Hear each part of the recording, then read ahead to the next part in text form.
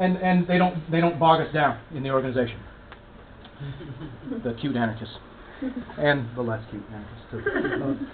There's also little radical posturing in the organization. In other words, I think there's a rather nuanced understanding of how power works in the society, and an understanding that sometimes apparently liberal reforms can have radical implications. Anyone whose analysis is rooted in the Civil War and in the Civil Rights Movement believes that these were not simply movements to fulfill liberalism or to fulfill the democratic creed, but had radical potential, should be always aware that sometimes apparently liberal changes, such as granting anyone the right to vote, can have radical implications. And so we've had interesting debates within the organization, for example, on gay marriage. Some folks, including myself, have argued that gay marriage is important and should be defended, not for the reasons that the Human Rights Campaign want, but because ultimately what gay marriage does is it radicalizes the forms of human unions that are recognized by society, and that this has a chance to blow open and redefine what it means to have a human union. And so therefore we believe that, or at least I believe, and there's been a debate within the organization, that gay marriage, that the radical dismissal of gay marriage in fact may not be so radical after all, and perhaps the defense of gay marriage may be the radical position, as long as it does not co-opt, as HRC does, in other words, as long as it does not co-opt the language of being the new civil rights movement, because it's ultimately white chauvinist, and it demonstrates it's by white folks who are claiming the legacy of which they have never participated in. So if it can avoid that kind of stuff, I think it has some real radical potential.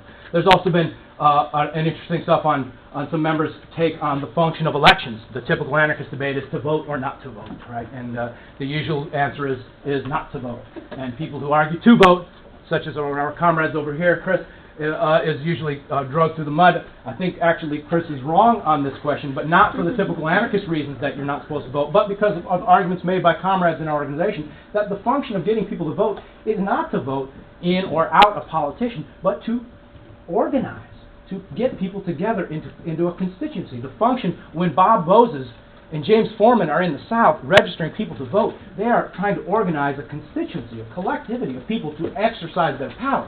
One of which element of the power may be the vote, another is not.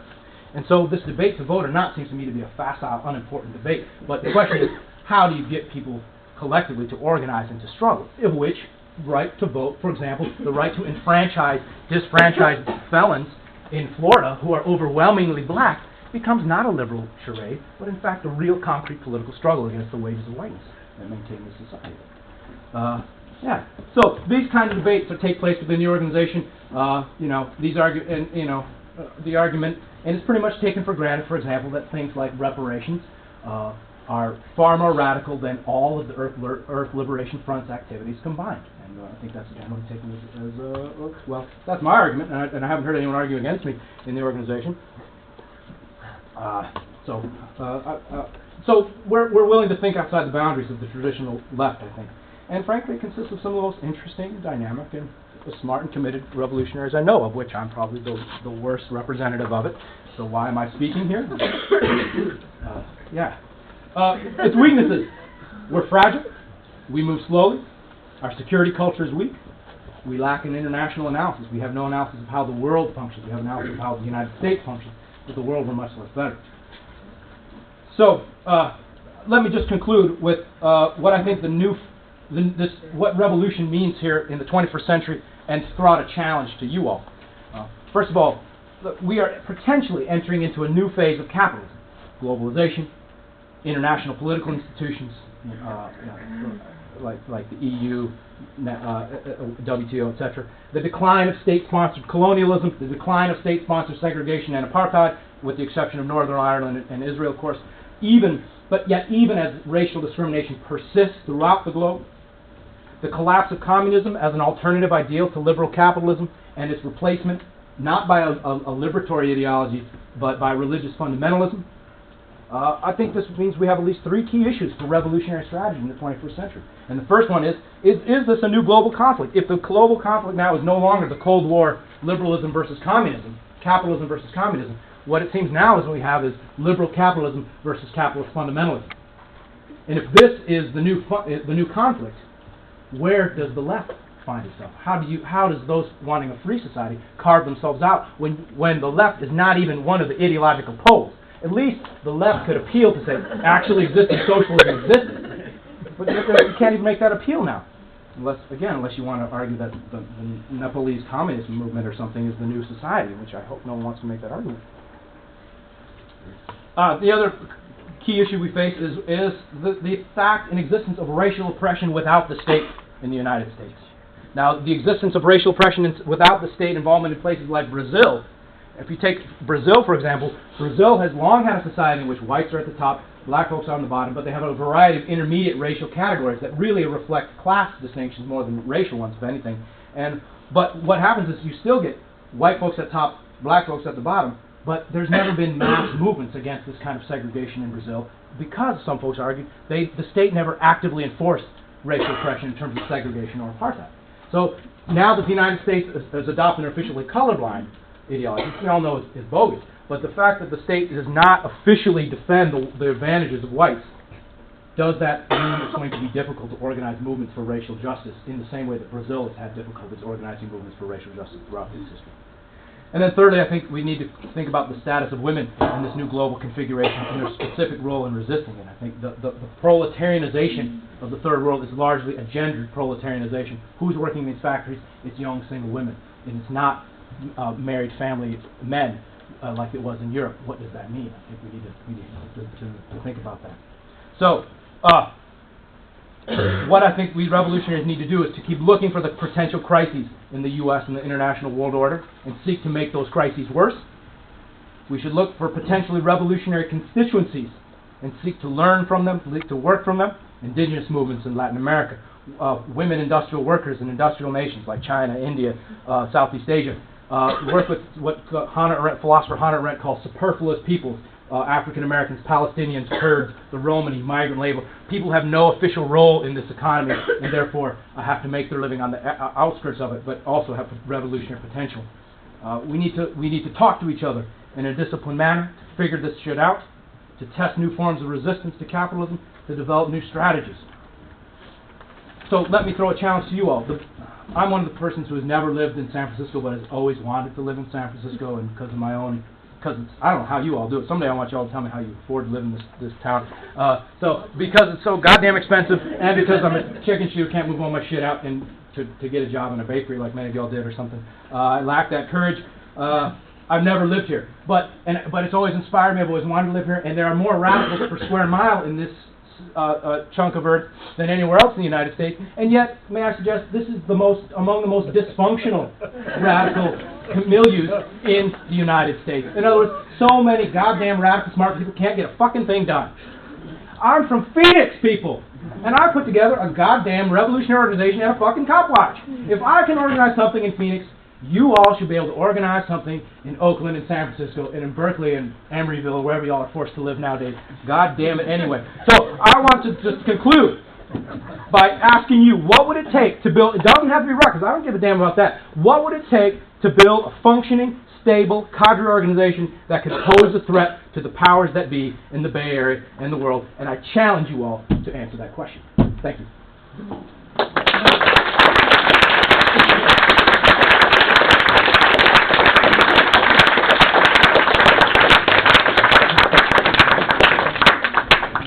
Okay, so thanks to Joel for putting out a whole bunch of stuff that I'm really excited to see this room full of people engage with. Because this is a fabulous room. And for those of you all who need to leave, thanks for being here. For those of you who need to stay but want to know where the bathroom key is, it's right here. And I would just invite people, I'm going to take a sweep of hands with folks who already know that you have a question or a comment that you want to put out, and invite people to say your name, and if you also want to say an organization that you work with. We don't all know each other in this room, and we'd like that to also be part of the space, is getting to know folks that you haven't known before in the process of getting to hear about each other's political thinking. So if you know that you got a comment already, put your hand up. I'm going to take numbers. Please help me by remembering yours. Anybody? Clearly, I'm fully correct, and you're all persuaded. You didn't piss them off. And we'll now march, as Huey Newton would do, you all now march down to the office and sign up for the Black Panther Party for self-defense. I have a hard time believing that this room full of people has nothing to say. Okay, I see one over there. All right, let's start with Elliot. My name's Elliot. Recently sort of came back here. at the Bay Area. I guess sort of a pretty specific question, and I think there's a larger element, maybe I'm not really channeling, but very specific in terms of talking about particularly trying to break this sort of cross-class alliance between whites. How useful do you think the term working classes in terms of talking about like ruling class versus working class in 2005, and I guess that's where a lot of maybe traditional Marxism like goes over me, because I guess ultimately, and maybe I'm just ignorant and stupid and don't realize it, but it seems like a lot of class analysis, even in like anarchist theory, just kind of to me misses what like the way class structure is set up in the U.S. at this point. Sure. So I don't know, maybe address that and prove me wrong. I mean, I think Marx his analysis is useful here. He makes the distinction between a class in itself and a class for itself. And a class in itself is a class that is, what the Marxists are objectively engaged in a person's objective position in the relations of production. In other words, a member of a working class is a person who works for wages and I would say has little or no control over what they produce and the pace in which they produce. And I think objectively, yes, there are white folks who are in that position. I think the majority of white folks are objectively working class. But the other thing Marx says is that the proletariat, the working class, is not just a class in itself, but a class for itself. In other words, a class that is politically conscious, it's aware of its oppressed and exploited condition, and it's organized to fight them. And I think white working class, again, by white working class, it's a broad term, which I include most of what sociologists would refer to as the middle class, I suppose. But I don't think white folks have existed as a class for itself. It's existed as a white class for itself because the white working class have fought for its racial interests always before its class interests. So, yes, I think there's objectively a white proletariat, and this is where I would disagree with the analysis of books like Settlers, which I think ultimately comes down in Sakai's new work with Hammerquist, basically denies the existence not only of a white working class, but of an American working class, period. I think they're wrong on that. That there is objectively that kind of a working class, and I think they're wrong in the potential to build a class for itself, a politically conscious working class of people who are currently identified by this society as white.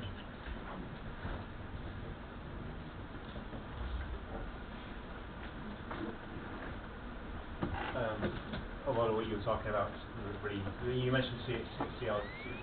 James. C.L.R. James? Mm-hmm. And a lot of what you're talking about seems to really relate to his theory, and I wondered if you could just recommend a particular book and talk a little bit about him more, just 30 seconds soundbite. Sure.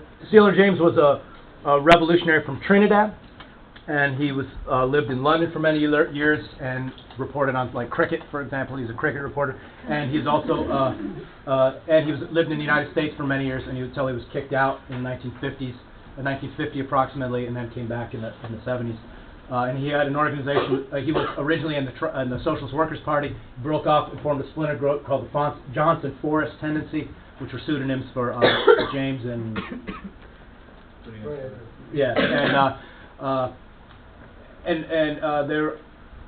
the most influential book for me is a book called American Civilization, and also another book of political and then two other books, one called Modern Politics, and the other called Every Cook Can Govern, which is really an argument for council communism.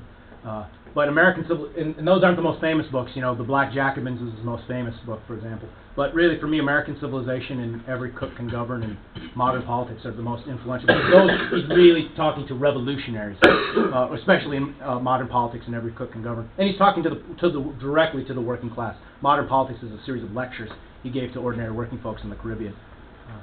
Very useful, I think. Can I do a plug quickly? The Center for Political Education, which is down the street at 522 Valencia, is actually having a forum on C.L.R. James next Tuesday night. A man who worked with C.L.R. James and just wrote a book about him, whose name is McClendon. So next Tuesday night, if anyone wants more info, I don't have flyers unfortunately, but I can get you an email or call you with information. But next Tuesday night, 522 Valencia. What time? 7 o'clock. Yeah, I think as far as revolutionaries speaking to the United States, I think James, Du Bois, Malcolm X, and Ella Baker, at least the work of Ella Baker, because of course she didn't write very much. I think those, if you have a grounded knowledge in those four folks, you're ready to go.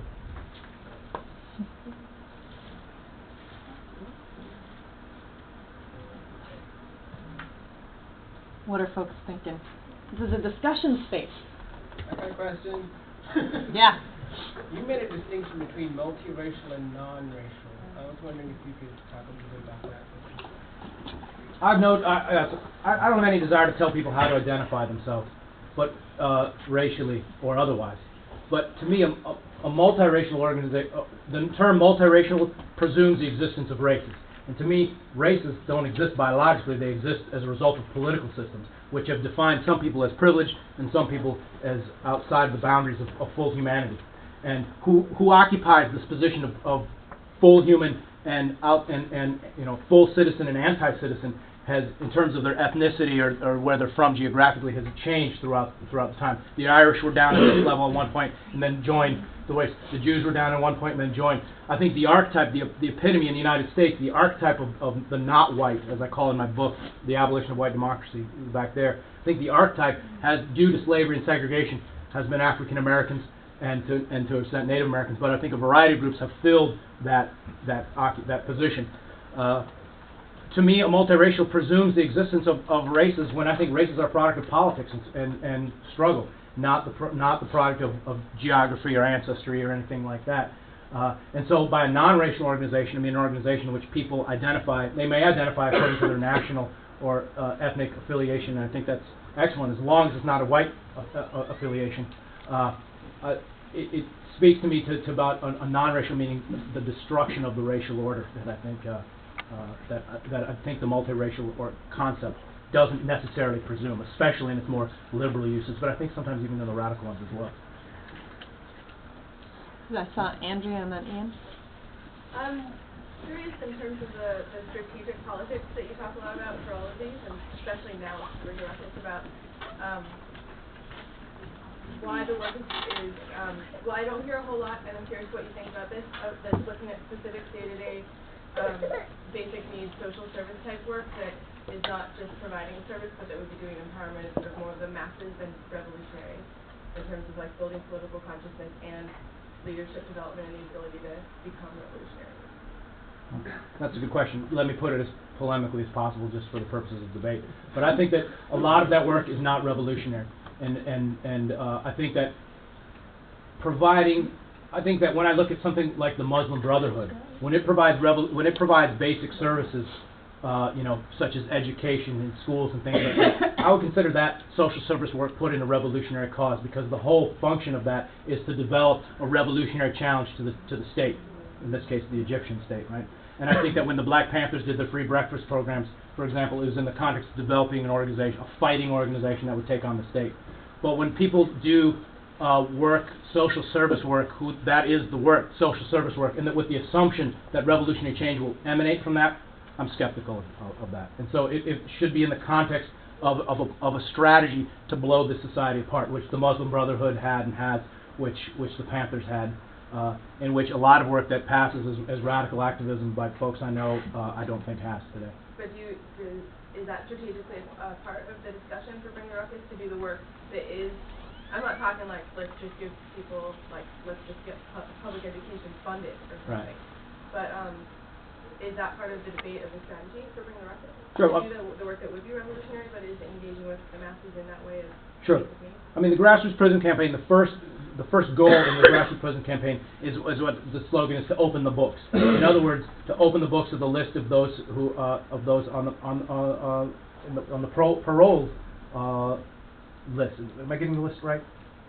Because the state keeps that list hidden, and as long as that list is hidden, they don't know who it is that has been affected directly by the criminal justice system in Georgia, and therefore who to organize. So it's begun as a very basic plan to demand that the state of Georgia open the books, and this requires a whole lot of door knocking and meeting people outside of prisons and talking to folks and having cups of coffee and listening, and that's on the ground politics. But the goal is not to open the books in order to have a better criminal justice system and a more honest, transparent one, but to destroy the criminal justice system. And so that's the kind of ground day-to-day work that we think is absolutely crucial. I think a lot of politics is fucking boring, right? It's talking to people, knocking on doors. It's not going to demonstrations. I think demonstrations have their function and their role, but they're really the extraordinary elements that should be used to coalesce a movement, not to stand in for a movement, right? If the anti-war movement is just demonstration, or, the easy one is the anti-globalization movement, We go to country to country to country to country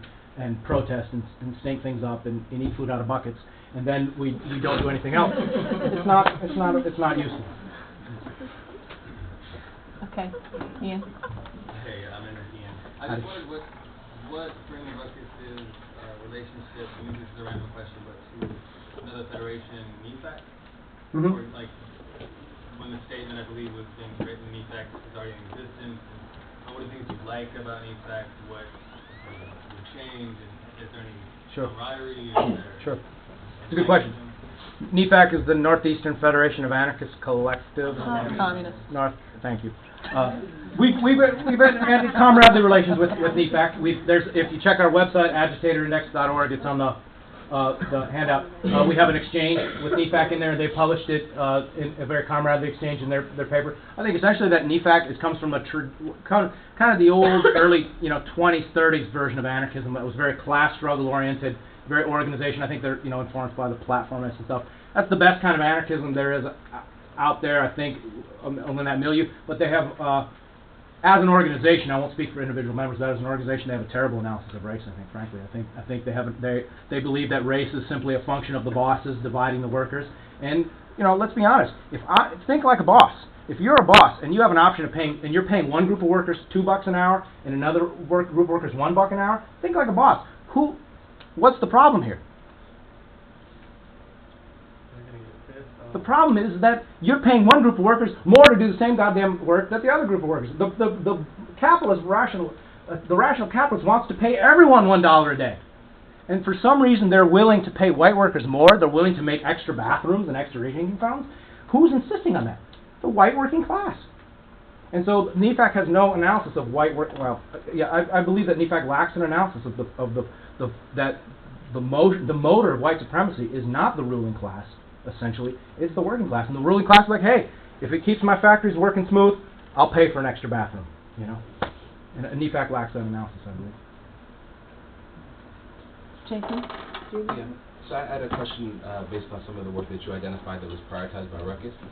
So the question that I have is, in particular, why loosely, I think some people can have the analysis. I have the analysis of the global situation, where you sort of have shifted from an East-West conflict to a North-South conflict that's somewhat generalized in terms of the United States leading the G7 as an imperialist bloc to exploit the third world broadly, and that within that then there's strategic points that people have taken up resistance to, whether it be neoliberalism as a strategy to maintain their system and their economic benefits, or U.S. militarism within that, in particular over the past 3 or 4 years. So how do y'all locate yourself with respect to those struggles? And I'm not talking about just going up to rallies and stuff like that, right, but more, because another way to view that would be to say that a way to bring about the explosion of those crises is to inhibit the United States' ability to act in its imperialist interest as the world's police, or right, to manage or sort of the global financial system, or some of the other types of scenarios it's a part of.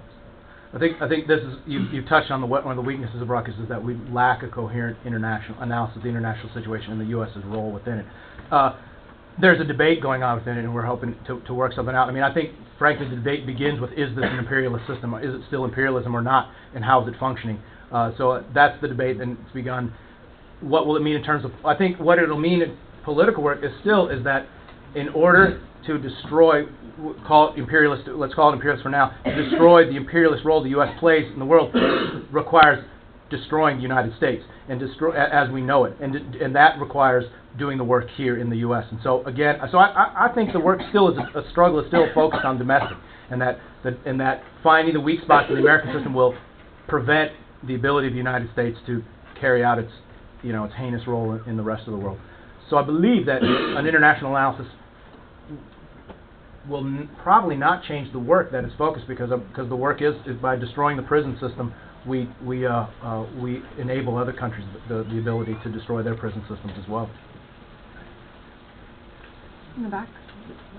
Hi, I'm Morgan. I'm just wondering if I'm yet to see sort of like the same discussion of gender in terms of like both historical perspective, and also with specific organizations you're talking about like where are the actual confrontations with misogyny and male dominance and sort of like masculine, even in sort of like the ways in which people dismiss other types of work as non-revolutionary or like what defines revolutionary, and like discussing how those are inflected, sort of often based on masculinist and often misogynist and patriarchal sort of notions of politics and social things. And so I was wondering if like even in your work and also in your discussion right here, if you could just talk more about where this sustained engagement, and aside from like the work service with feminists and like also even like the notion of like the role of women, like what does that mean to say that like like even in that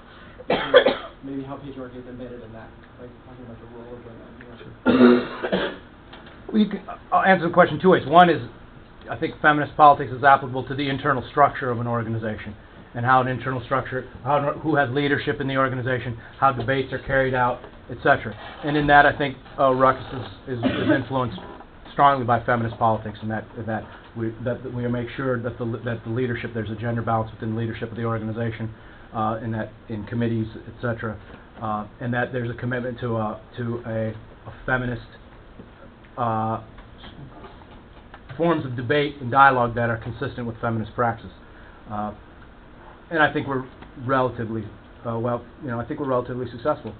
And then the question is, how does a feminist politics, how does it affect our political work?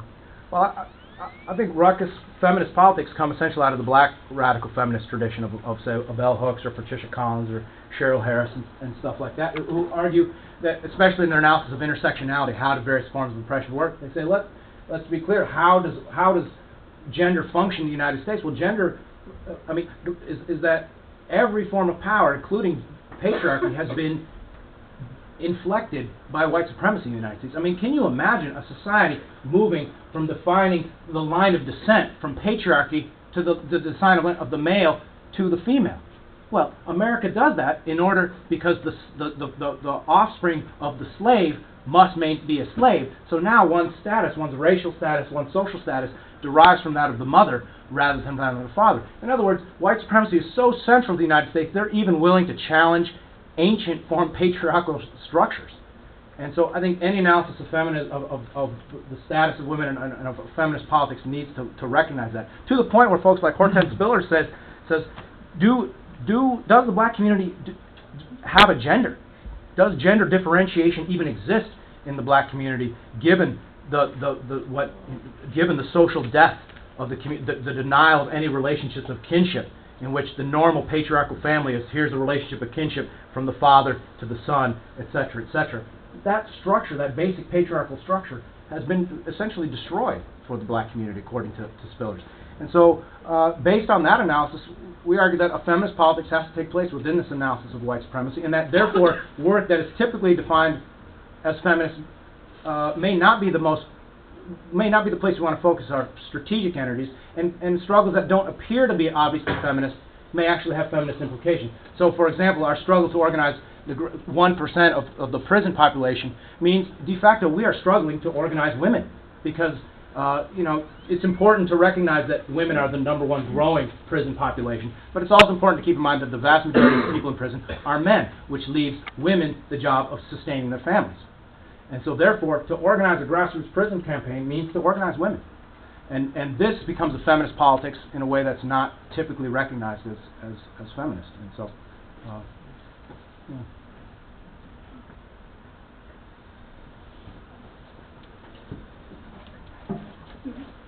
Appreciate your thoughts. A couple things that I didn't make sense to me was one thing I want to take an issue with is, and I saw a lot of this play out. I was a supporter of Love and Rage, but part of what I saw not working it felt like taking anti-authoritarian principles and putting them in a traditional old left container, and that this idea that there's a correct political line and trying to say I'm correct and you're not. And to me that's very much the old politics of that there's one that there can be one correct line or one truth. And I see a lot of the more hopeful things as creating a world in which many worlds fit, biodiversity, actually not trying to, and I think this may have scared off a lot of anarchists like myself who work in popular movements, is that it felt like there was a group of people pushing a political line through a newspaper rather than opening up a political space to which a lot of us could participate. So that was one thought. And the other one is just, I have to say, I think that while there's not a huge number of great examples that are anarchist labeled right now, that network organizing seems to me like the primary form of opposition to capitalism, and that's actually beaten it back and won a bunch of gains. I mean, International Days of Action to organize people by People's Global Action, tons of grassroots campaigns who have done horizontal networking. So and there's lots of models of transparent, accountable, with principles of unity and agreement of network organizing. So two responses to the last point. I appreciate those. The more argumentative is to say, in fact, the network model has been successful up to a point and has now been stalled because the state has figured out how to deal and to disrupt the network model, and that the network model needs to get creative again. And that so even I would suggest that perhaps the network model. I think the global anti-globalization movements, it's stalled as far as I can see. And the network, we should ask ourselves whether the network model that it relies upon is preventing the development of that. But the other point I want to make is that I'm not opposed to networks per se. I think in certain mass organizations it makes sense. For example, we debated in Phoenix, should we focus, Phoenix Cop Watch, one of our debates was, should we try to organize more within the communities we're in, or try to organize a national organization of cop watches? And we voted to try to work more within Phoenix, which I think was ultimately the right decision. But in our discussion of what would a national cop watch organization look like, we clearly wanted it to be a network because, at the time, Berkeley Cop Watch, for example, did a very different kind of cop watch that we weren't interested in doing. And at the time, Portland had a different kind of cop watch that we weren't interested in doing. Portland's actually done they're more model on us now, but at least Rose City Cop Watch. So I wouldn't want an organization that forced me into a certain way of watching the cops, and I wouldn't want anyone else to be forced to do it my way. And so in certain kinds of mass struggle, I think the network is entirely appropriate. I don't think it's appropriate as a method of organization for revolutionaries. Revolutionaries need accountability, and that requires a membership organization, which a network can't do. I don't think can do it. And I think the network model has tried over and over again to create organizations in the anarchist milieu, and over again it has failed. And then the first question was, Love and Rage was often criticized rather, for not opening up space, and to the extent that we did prevent other people from coming and talking with us, I do regret that. But I always kind of believe that if you look at the paper, yeah, we've got a line, but we're also always interested in hearing other things that are useful. So, for example, in the Ruckus website, we're not interested in touting a line. We're interested in debate that pushes the intellectual development of the left and pushes us strategically. And so I hope that kind of openness is there today, and I think it was to an extent Love and Rage. And ultimately, though, politics is about drawing lines. Politics is about saying Ruckus is right and Freedom Road is wrong, and Freedom Road should organize, and Ruckus should organize, and once Freedom Road proves that we, in fact, were wrong all this time, I will rush to Michelle and beg to join her organization. And this is what politics is about. It's in a sense, I think what needs to be abandoned is the arrogance that I've got the line. I mean, what we go through is when we say all the time, we need to engage in a ruthless criticism of everything existing. That's Marx, and that including ourselves. And so the first question we begin with is, almost every meeting is, are we completely wrong? And I hope that leads to a certain kind of knocks the wind out of any arrogance. We've got the correct line. And so we have to rebuild ourselves intellectually every time, and I think that leads to a healthy sense. While at the same time saying we need to draw lines here. Like NEFAC, for example, asked us to consider joining them, and we had to say respectfully no, because ultimately we have to draw lines. Your politics are not our politics. You may be right down the road, but we have to carry out these politics because they're ours to the fullest we can. And if we're wrong, I'm happy to be wrong. I assume that I'm going to be wrong. And that I just hope I have a pretty good sense I'll be on the right side of the barricades when it comes down, but I'm not sure I will be responsible for those barricades being up, and I'm perfectly willing to, as long as I'm throwing rocks at the right people. I'm all good. That's all good. Good distinction. So there's Eric and Mickey and Tracy. Well, having been at the last conference of Love and Rage when it all collapsed, and having joined Fire by Night. I definitely unite with some of your criticism around Fire by Night and some not. But what I want to kind of get at was,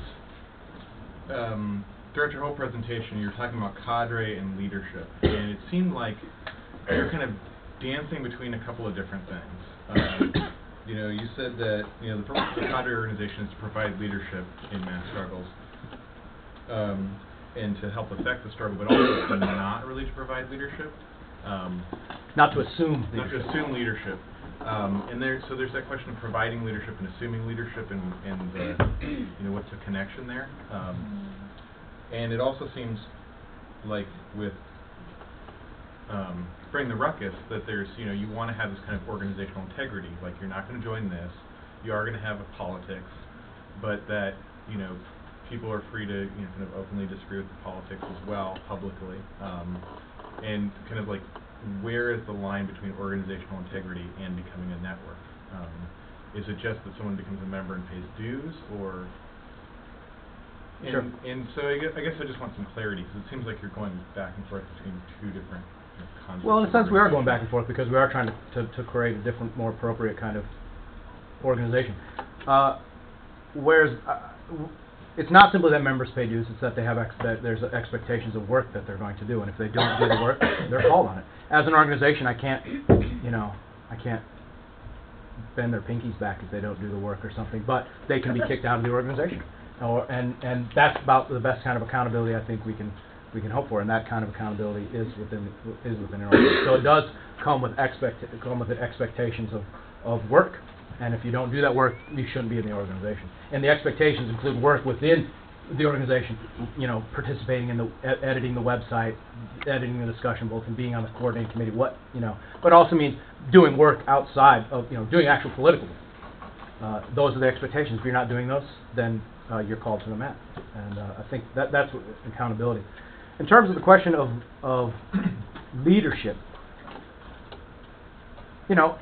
I'm perfectly willing to admit that, or to concede that perhaps some of my position on leadership is a bit funky because I'm an anarchist and I've got baggage to deal with.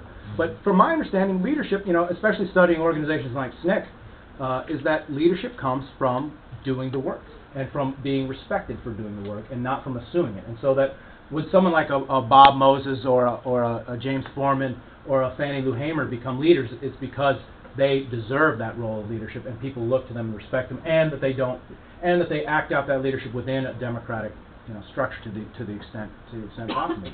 And that's the kind of leadership that I think that we should be looking to develop, and I think and making it as transparent as possible.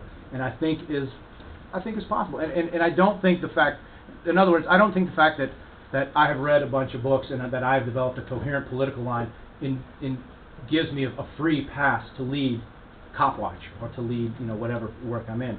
If I watch the cops well, and if I show up to the meeting and I do the shit work and I contribute usefully, and then someone says, we need someone to take the lead on this issue, then I've earned it.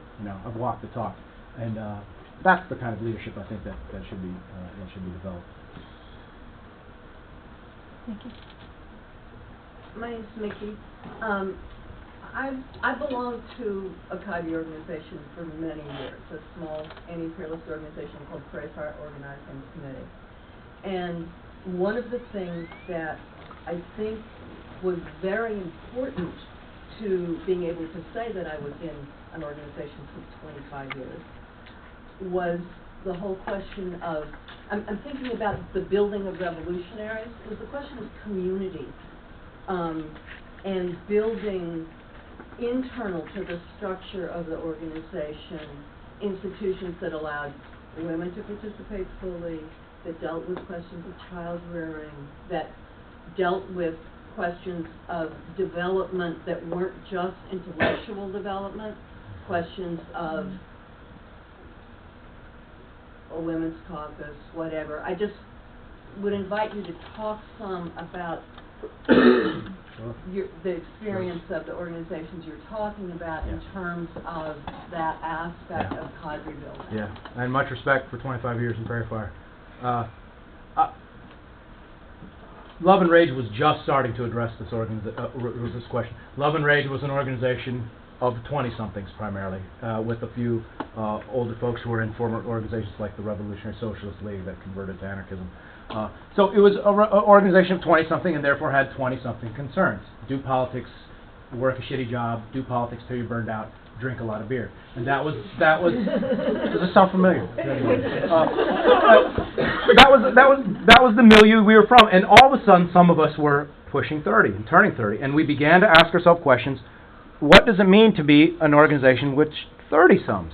And because typically most of the left consists of, you know, the 20-somethings and the teens, and then a bunch of old folks from the new left who are and then there's a huge fucking gap in between of people between 25 and 55. And so there's this huge, and so Love Rage was starting to deal with that, and then other things came in and we imploded. But Ruckus is an organization that is having to start to deal with that. I think now we're small enough that it hasn't come to be an issue. But like myself, look, I'm 37 years old. I've got 2 kids. I want more kids. We want to have, I want to live a full family life, and I want to be a revolutionary, and I want my children to grow up hating the system and loving humanity as much as I do. And I need an organization that can help me do that. And I'm encouraged by the fact that that Ruckus is not entirely 20-something. One of our members here, Alan Roush here, is a member, one of the original members of Ruckus. He's also a member of Sojourner Truth. He comes with some of that experience as being a parent in a revolutionary organization as well. And I think it's a question we're just starting to address. We're a new organization, but I agree it's important. I need to know. I've got no models for how a 30-something with kids who I can bring them here for the first 20 minutes of the talk, and then my little boy starts going nuts. I got to figure that out, and I need an organization that can help me figure it out rather than say it's your burden, Olson. Figure it out for yourself, or let your wife take care of the kids every time you go be a revolutionary. We've got to figure that out. And it's just comment, and then I have to let them speak. I think that's a question of taking some feminist analysis internal to your organization and spending some time with it, and just being patient with what comes up. But you might not enjoy all of it. So on this side of the room, we got Tracy, Rahula, Lisa, and Robin. Is anyone on this side of the room whose hand I've missed? It's right over there in the blue shirt. Back. Okay. And anyone on this side? Okay, and then we'll see where we're at with time. So, Tracy, I'm happy that you guys kind of teased out a little bit more the question of accountability. That's what I was going to go for, too, is that it seemed like one of the distinctions you were saying between a network and a membership organization was that in a membership organization there would be some greater measure of accountability. And then when you tease that out a little bit, it seemed like one of the bases for that argument was that, okay, well, if the thing you're doing is you have agreements about how we're going to act, and you're not doing your work, then you're always relying on the specific set of agreements you have with each other and hold each other accountable around, kind of concrete specific things about, tasks that people have taken on or that kind of thing. And I imagine that includes behavioral stuff also, potentially, but that's a bit of a question. How does it... But in terms of accountability, some of the more difficult issues I've encountered are not about whether someone's actually doing this work or that work or that work. It's about some of the more ugly power issues that's really harder to call someone out in terms of accountability. And so I'm really interested in how we do hold each other accountable in different structures. And I don't know that there's anything particularly essentialist about a network versus a membership organization that are going to address some of the more difficult questions of accountability. So could you talk more about accountability and maybe as it relates to different structures? But it just seems to me like, well, whatever structure you come up with, it's not going to solve that particular problem necessarily. You have to just do other work to make sure that's... So by accountability in this sense, I assume you mean things like when one member of an organization sexually assaults someone else or pulls some kind of other kinds of bullshit or something like that. Yeah, that, just all sorts of strange power things that come up in the work that you do. Well, I would recommend folks who haven't read the STORM document is very valuable in looking at how one organization tried to deal with it. The STORM document was read by everyone in Ruckus and debated, and we have not had that hit us yet. But it can be a lot more subtle than overt sexual assault. I mean, well, sure, but in terms of something that can blow apart an organization, we have had some very public and prominent people quit the organization and make criticisms of mostly political criticisms. I think two things. One is that members an organization needs to try to take precautions to prevent these things when they do happen, to find transparent ways of dealing with them in democratic ways, and to seek help. When things get out of control, find someone who's had experience with this and ask them to help. And I don't think I have a very good answer for you right now because it's new. Alan actually has made some proposals for the organization for how to address some potential issues that would deal with things like relationships and drug use and things like that within an organization, and they haven't got a full airing within the organization. So Alan, actually, you may have something better to say than I do on this one.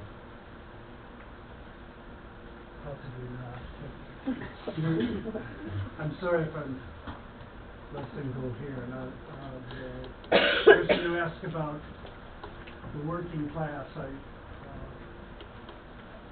just keen from spending 10 hours with a group of people who would never refer to themselves as a working class, but are definitely part of it. To respond to you, it's inevitable that stuff happens. Any group bigger than 3 people. And the ways that people have dealt with them have been shitty. And I think that looking to the experience of Storm or Prairie Fire, some of whom comrades I think I've learned a great deal from, and trying to set up not just structures but relationships so that we're not recruiting assholes to begin with, and then so that people don't just mouth feminist politics, but attempt to live them. And then really truly holding people who are in leadership, because there are leaders, responsible. And when you referred to throwing people out, well, that sounds really easy to do, but Storm stopped working for 1.5 years because of their attempts to deal with one instance of that. And here was a group that, we had no contact with, but folks in this room undoubtedly had contact with. What would it be like if our group or any other group in NEFAC stopped work for 1.5 years now? So the consequences are so horrendous that not to deal with that is unworkable. And also, we're going to recruit people from the working class. We're already doing that. And so they bring with them all of the rotten things that we know in society. I guess part of the point of the question, too, thank you, was that I kind of felt like there was an argument between accountability and in certain particular structures, and I guess I was just trying to say that, in my experience, some of the biggest accountability issues aren't necessarily ones that can be resolved by, this will be okay if you're a membership organization and not if you're a network, that kind of thing. But I think that it doesn't address the really, really tricky stuff regardless of what structure you have. Agreed, 100%. The main advantage of a cadre over Network for Revolutionaries is it helps the revolutionaries get the work done, and it provides an accountability to make sure if the work hasn't been done. But it doesn't provide accountability necessarily or inherently for all the other forms of accountability that you mentioned. I absolutely agree. Okay, so this is going to sound like a very personal question, but in the context of the question Mickey was bringing up in the feminist analysis and stuff, it's not meant to be. But my question is your kid's mom, is she actively engaged in the politics as well? Are you equally engaged in the politics? Are you dependent upon her work as the mom to be able to do your politics? And is that part of, do you consider that work that you bring into the work that Ruckus does, or is it something that's external to that? Well, Audrey is not political and has never been political, and so the answer to the question is she's doing that work now, and she doesn't want to do the work, and she hasn't done the work. And how does it get brought in? I think right now, the way it gets dealt with is that she takes the kids for an extra amount of time, and it needs to be criticized and it needs to be rectified. That's the truth of how it gets dealt with. And right now I'm a person without an organization, and a local organization in Flagstaff. And in fact, my political work has had to pull back because there are no structures for us. So what it means is that when I come home from work, to go to a meeting means that Audrey, who's at home right now, ask the kids all day long rather than just, all day and night rather than just all day. And I can't justify that unless I've got a good reason to do that, and I need an organization that can support me doing that. So as a result, I haven't done much political work since I moved to Flagstaff, and I'm not going to unless I get until there is some kind of support where it doesn't fall on her job to watch the kids while I play revolutionary. And so right now it's an unsatisfactory situation, and I don't have an organization in Flagstaff that can watch the kid, and I don't have we don't have childcare for events like this or anything like that. I think it's a political flaw as well as a personal one, for sure, and that's why I don't take the question personally. And it's an important one. I think in this society it still falls on women's primary responsibility for the childcare, and we can make arguments that we chose it that way, we could have gone the other way, we decided this is how, but this is the fact of the matter is, and she's at home, I'm at work. I have the kids in the evening. Well, the evening is when I can do politics. But if that means I can't take a 3-year-old to a meeting, and so what's going to happen? Does that mean I leave it and it's caused me to pull back for a little bit. That's been the resolution so far, which is obviously not satisfactory either. No, that's good.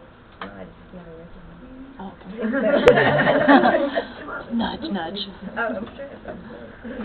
Okay, my question also has to do with the criteria of having a feminist practice, because, like, you mentioned it a little bit, someone in the back had asked you a question about it, but I was wondering, like, if you do, and if you do this, how do you bring an analysis of how constructions of gender are produced by other systems of oppression, and, like, for example, and also addressing what you self-proclaim to have as a lack of analysis of the international situation, is the fact that, like, this is an example of bringing gender into stuff, whatever, that you mentioned that, like, worldwide, women are becoming, like, are predominantly the workers now, right?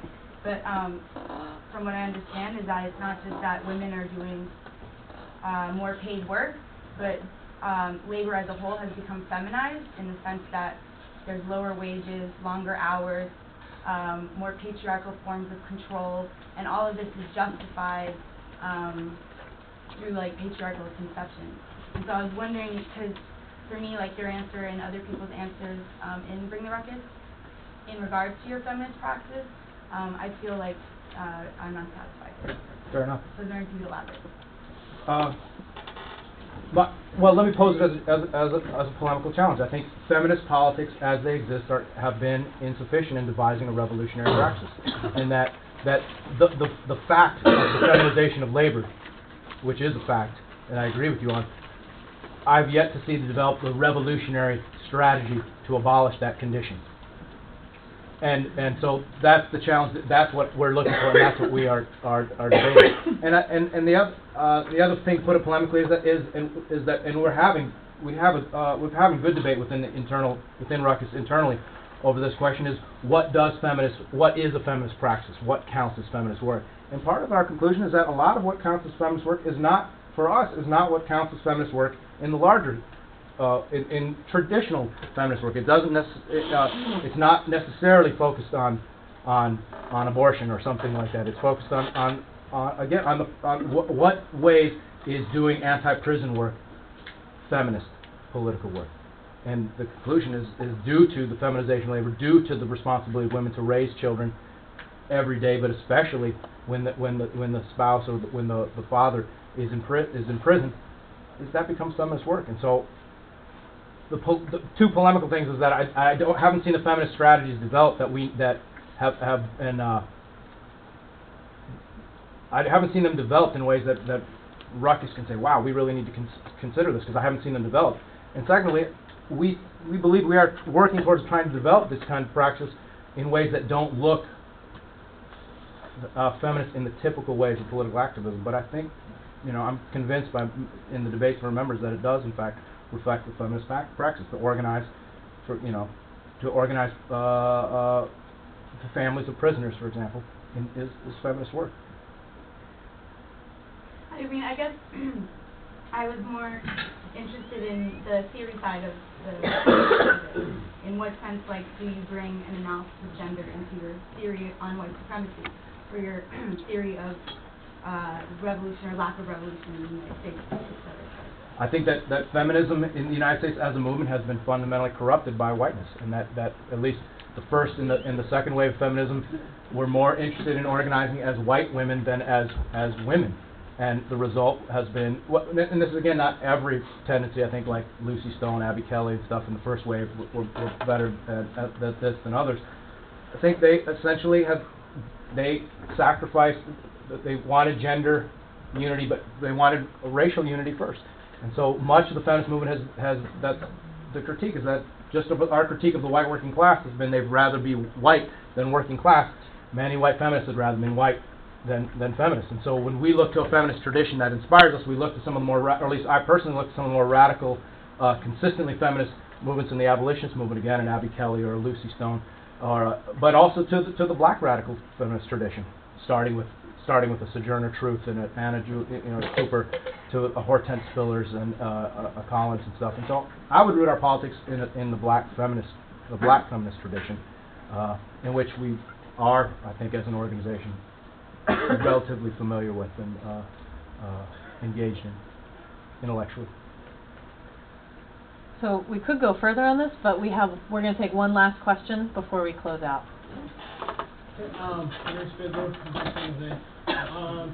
I want to go back to the question that Roger White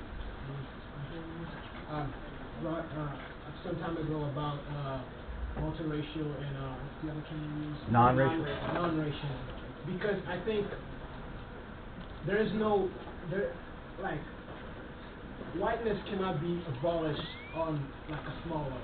You know, abolish race inside an organization, because it's not like that race only works in that context. There's a lot more to it.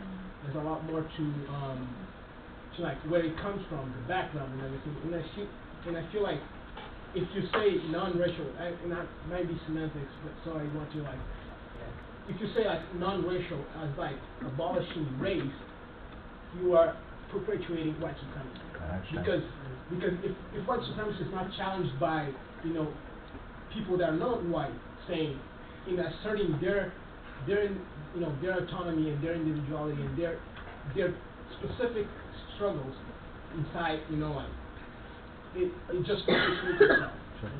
Sure. So First of all, the distinction between multiracial and non-racial is not an official Ruckus. That's my argument particularly, and in fact, I'd reckon I'd probably be in the minority within Ruckus on that position.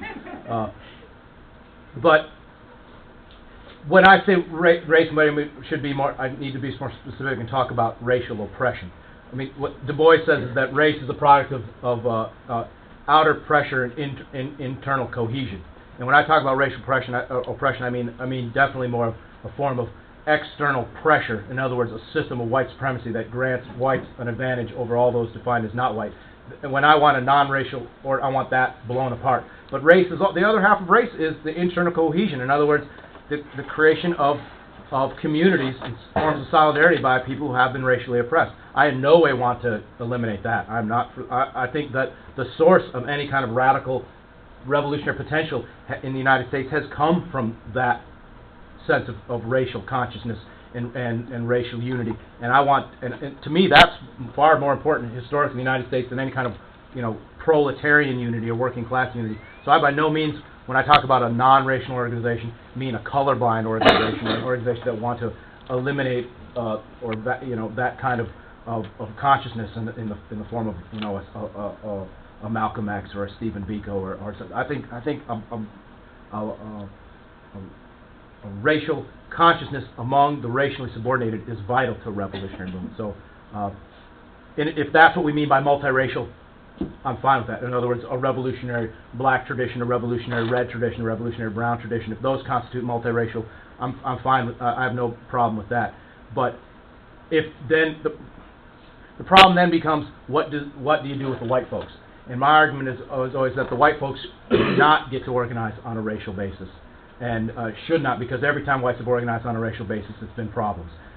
So that's kind of what I mean by non-racial. Non-racial in the sense of non-white, but in terms of the national or racial consciousness of the oppressed, I think it's central.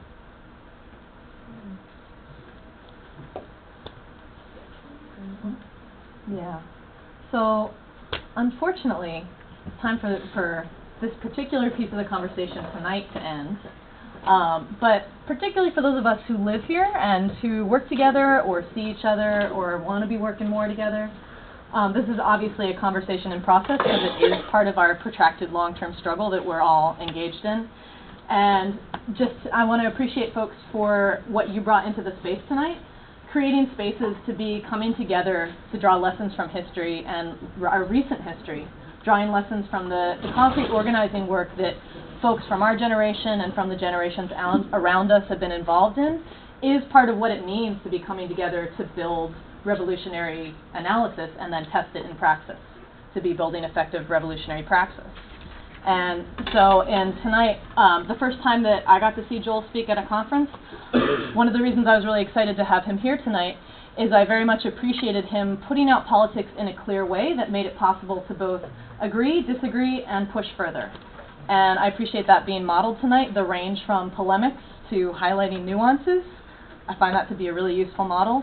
And with the questions and statements that you all contributed, just around looking at questions of gender oppression, of class analysis, of multi-generational and multiracial, or some might say non-racial movements. Still multiracial for now. More to talk about. International strategy and where we're positioned within the U.S. in relation to other places. That these are the deep questions that we need to be pushing further with each other. And so I really appreciate you all for making this a space where we can do part of that. Also want to thank St. Peter's for giving us this space.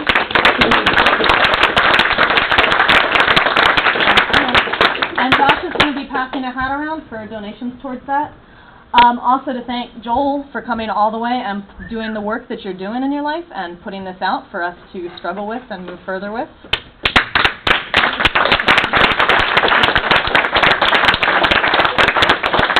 And as part of thanking you all for being here, I want to invite you to engage in the collective process of helping us clean up the space and then leave the building quietly. But Josh has a quick announcement first. So first, tomorrow night at AK Press, Joel's going to be speaking on his new book, The Abolition of White Democracy. Promises to be a wonderful event, so show up. It'll be 7 o'clock, 674A 23rd Street between San Pablo, Martin Luther King, and Oakland. And also there are books back there, a lot of stuff coming out of the anarchist tradition, a lot of texts that are mentioned tonight, including the Fire by Night document, After Winter Must Come Spring, and Roy's book on Love and Rage, and Joel's book as well. So if folks want to get stuff, see me, and thanks for coming. Yay.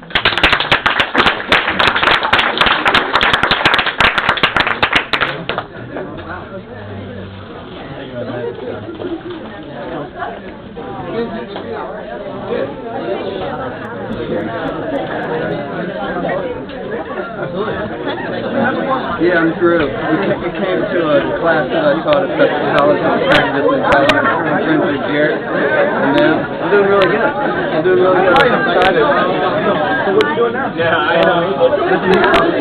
It's a doctoral program, actually, at California Institute of Medical Studies.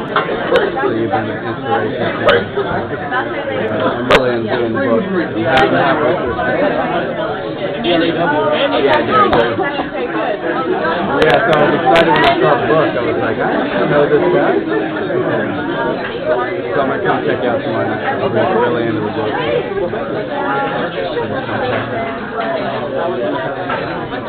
Did you just come in just now? I was like, damn.